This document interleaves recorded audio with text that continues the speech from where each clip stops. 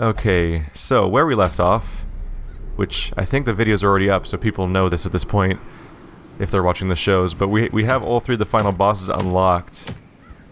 And I'm in a situation where I'm treating some of my... I was trying to get the new classes to max level so I could use them.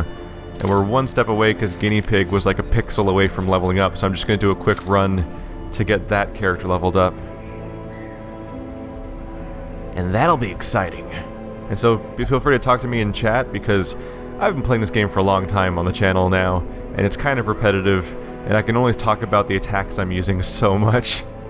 So we could just have random bullshit conversations if that's what you want to do. I'm going to put a party together here.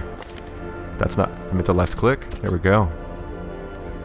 Setting ourselves up with a healer. Probably want to use Malco as a tank. There we go. Who's not wearing things? Are any of you wearing things? We'll just check for sure. Okay. So thankfully I have a ridiculous amount of really powerful... That's not what I want at all.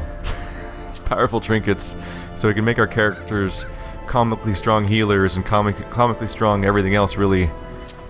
I've got a... That's not even what I clicked on. So I get a frame rate problem when I record this game that I have yet to be able to explain, which you guys can see, I think. Or no, you can't. I can't see it in the preview window.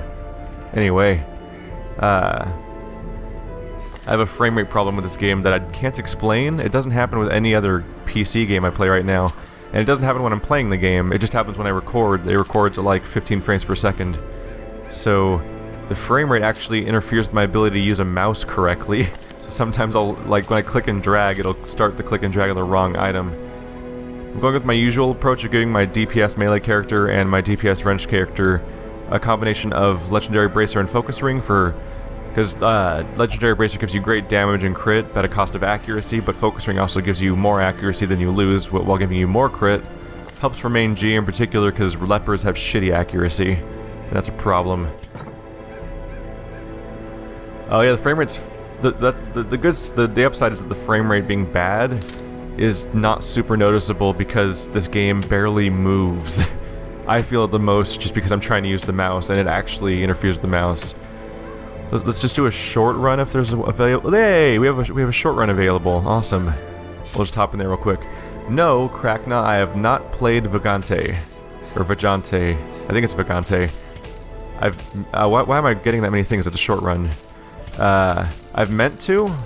I've been Wander and I think have been talking about the idea of playing co-op in that game when they ever get around to adding online co-op to it, which they may or may not. I'm not super close in the development of that.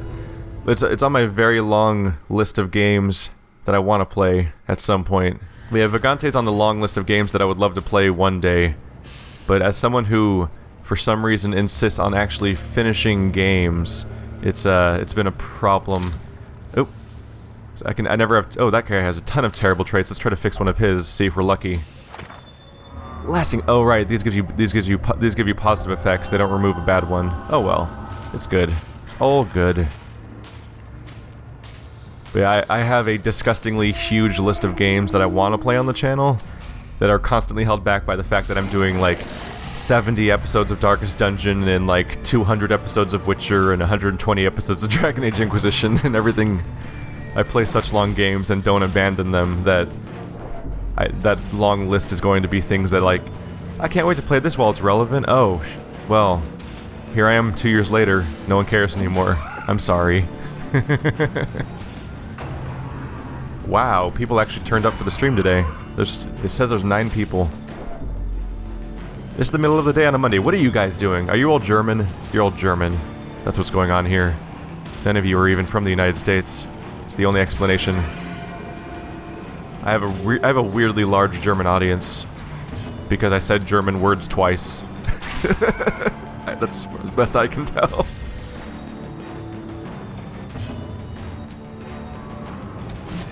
There we go. Yeah, this is our one last quick leveling run to get one of our characters up to snuff that I want for my final party.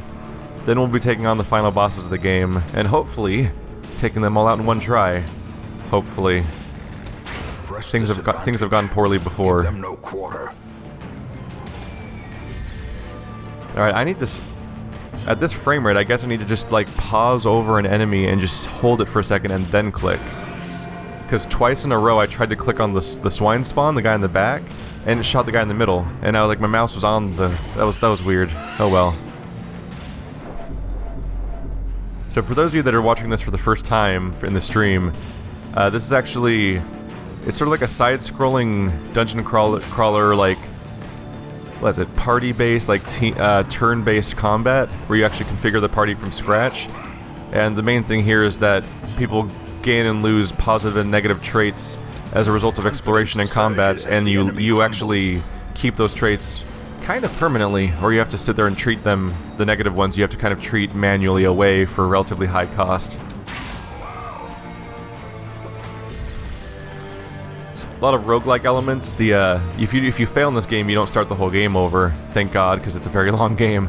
But you do lose any characters that die permanently and have to recruit new level 1 characters from... No, level 0 characters from scratch, which is one hell of a punishment in a long game.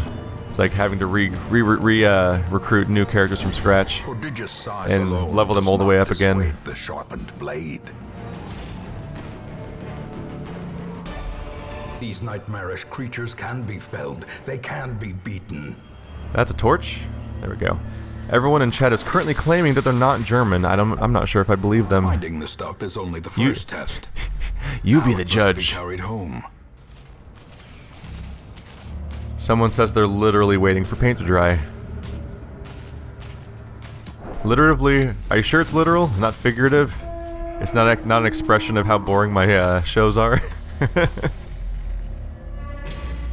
I say that only semi-jokingly. I intentionally cover kind of boring content on my channel a lot of the time, because my original channel I started in 2011, The Sad Games, covers much more silly content and high-energy stuff, and it attracted a very young audience. And I've realized that having a large young audience is kind of the worst, actually. So I try to make stuff that's time-consuming and requires attention spans and stuff like that, which might be counterintuitive to growing on YouTube, but also it's very good for my sanity. Such blockages are unsurprising. These tunnels predate even the earliest settlers. You can't call Achievement Hunter Nazis, random guy. It's not polite. And in some countries would count as slander. Well, in most countries would count as slander. Getting very lucky with torches here. Not really having to stock up or anything. I forgot to move my Arbalest that entire time I was wandering around the hallways. Apparently I forgot how to play this game. I've said before that trying to record while talking for a Let's Play makes you worse at video games. It's perhaps trying to look at chat also makes you worse at video games. Even when it's a turn-based game that moves entirely at your pace. So you could easily just pause for a moment and just consider chat, and then look back without any risk.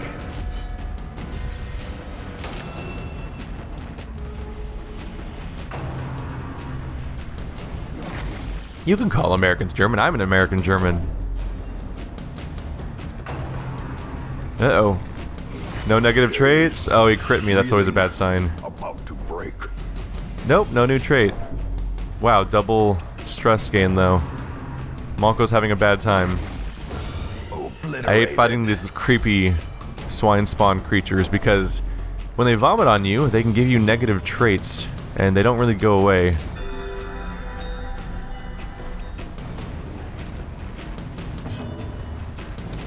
Krakna, I'll probably do New Game Plus Plus in Dark Souls 2 at some point. I think I'd like to take a break first, though. I think my current goal is to finish Bloodborne New Game Plus and Dark Souls 2 New Game Plus, at which point I will have played Dark Souls 2 4 times in a row. Granted, a lot of people didn't show up until Scholar of the First Sin, so they didn't see the first 2 playthroughs, but I've played that game 4 times on the channel now. So I think I'll take a break and play Dark Souls 1 again, which I've only played once so far. Especially since I'm so much better at Dark Souls games than when I first played Dark Souls 1 on the channel, which admittedly was not my first time playing the game, but my first time on the channel. Nope, why did I do that? I was hoping that I could I keep seeing traps as chances to build confidence. I'm like, oh, if they disarm this trap, they'll get a stress reduction. And every time I do that for that reason, they always just get trapped in the face and things get worse. This is the highest I've seen stress get in a long time on a character, actually. But yeah, I've played Dark Souls 2 all the way through 4 consecutive times in a row on the channel, and the demand is unending, which is fine. I'll play it again at some point, probably right afterwards, but first I think I'd like to go back to the original Dark Souls, because I've only played it once so far on the channel, and it's been so long that I'm like way better at the game now, I think, than last time. And I don't want to get tired of these games. On the other hand, I had a very rough recording session of Bloodborne yesterday that ate up my Witcher and Devil May Cry videos that were going to go up today because it took so long to record that video. And it just made me realize I kind of don't want to do New Game Plus in Bloodborne. Like, if I do future playthroughs of Bloodborne, I'll probably start over from scratch over and over again. Which is actually a good idea anyway, because you can only do new builds in Bloodborne by starting over, because you can't respec your character. But I think that the difficulty curve in that game of numbers getting comically high so that you're always dying in one hit, and that's where challenge comes from, is not an interesting way of proceeding. So I might play Bloodborne over and over again on the channel in the long run, but it'll probably be from the beginning of the game as brand new characters. Maybe see if arcane builds are a viable thing or not. Although I'd have to get a good checklist set up so I can know exactly where to even look for spells, because I won't have them already prepared. And I need to figure out a build to play in Dark Souls 2 next. In Dark Souls 2 I've done a Hexer build, I've done a Cleric build, I've done a Dex build, and I'm in the middle of doing a Strength build. So I guess that more or less narrows it down to Pyromancy and Sorcery. And maybe Punching. And an all-fist build, which is technically a strength build, I think, but you know. Remind yourself that overconfidence is a slow and insidious killer. I've actually been talking to Wander, and we might be bringing back the, the co-op series, although I don't know if people will be happy entirely about that, because the whole point of the co-op series was to play it with like, one of the things that people liked about that a lot was that Spider being an idiot all the time and making funny things happen. But unfortunately, Spider's not really a Let's Player. His channel died shortly into that series' continuity and has been dead for a long time. And so, like, if we bring that series back, which I'd like to do just to finish things, because I don't like leaving unfinished shows on my channel, we'd probably just, like, do it without Spider, with just the two of us. Which is, it's more content, and it's more jolly cooperation. But people might be pissed off. Although the alternative is to just never get more episodes. It's kind of a no-win situation.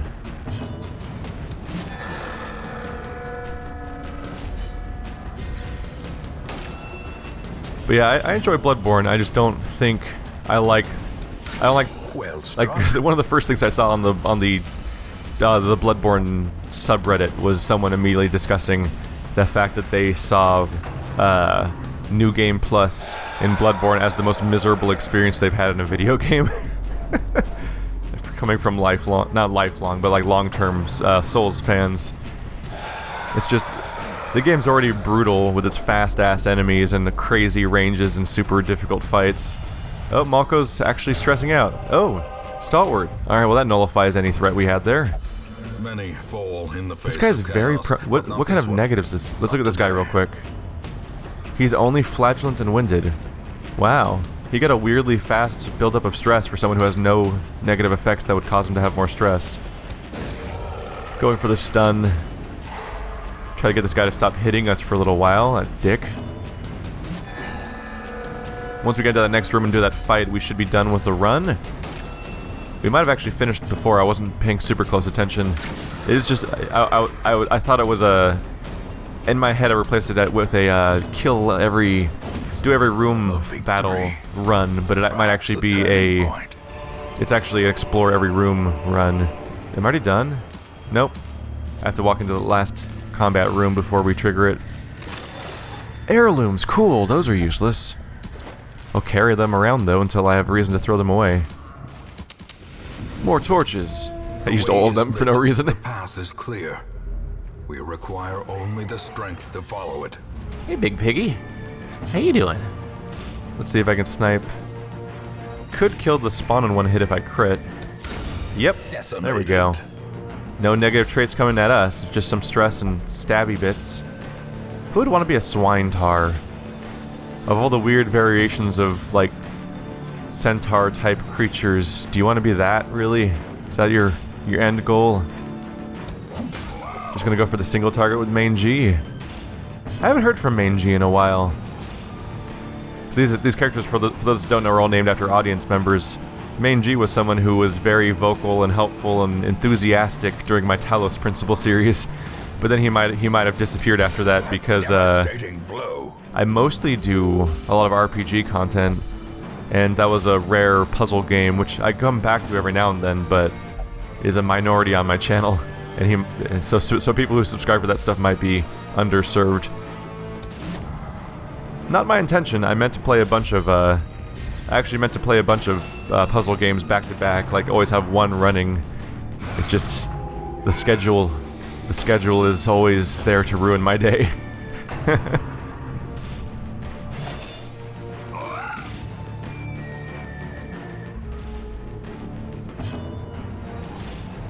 That is the weirdest that is the weirdest double comment that I've seen for a while.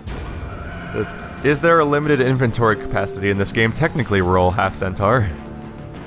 Things you don't expect to be spoken in one comment. Yes, the inventory is just what you see on the screen. Some stuff stacks for a bit, but nothing stacks forever. Nothing even stacks in particularly large numbers. The most is 12 for some things, aside from gold being able to stack like 1,500, I think. This expedition at least promises success. So you really have to manage what you're carrying around. The twisting tunnels seem a little less impossible. I don't think I've done a short... short runs are the exception, but I don't think I've done a medium or long run in a long time in this game where I didn't just dump half the stuff I found on the ground because they throw so much stuff at you. But the inventory capacity is the same in every difficulty. Alright, so that should take our Arbalest. Wow, we got a lot of crests from that. We got 26 crests, 8 portraits, 6 busts, about 8,000 gold. The gold's the only resource I really care about at this point. There we go, guinea pig's level 5. That was the whole reason I did that run. Oh, cool. Aaron's obsessed with the paranormal. Ooh. Guinea pig has a chance to turn any miss into a hit. That's fantastic for a ranged character that's trying to crit and nail every hit. There's a great horror beneath the manor. A crawling chaos. So we removed Jordy Jordan's torn rotator cuff and Pitor's lockjaw. So that gave Pitor I think reduced damage and reduced accuracy, and Jordy Jordan had reduced crit or damage or something, and those were shitty traits for what was going to be my A team. So some characters have been treated accordingly. Sort by level. We have a lot of level 5s ready now. Now I just need to plan on which one I want to take.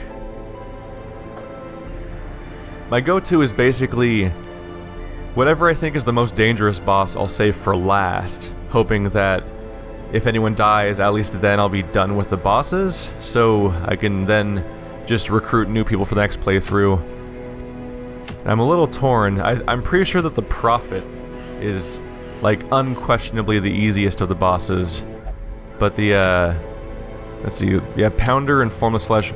Flesh is completely overwhelming and difficult as a fight, so I'll probably save that for last, but Pounder has a lot of room to make things go wrong, because that's a boss where the guy just sits there and does nothing the entire fight, but if anyone lights the cannon, we're screwed. But I've never had them light the cannon yet, but who knows if tier 3 versions of bandits are actually hard enough to kill that it could be a problem. We'll see how it goes, but I think I'm going to do the Prophet first.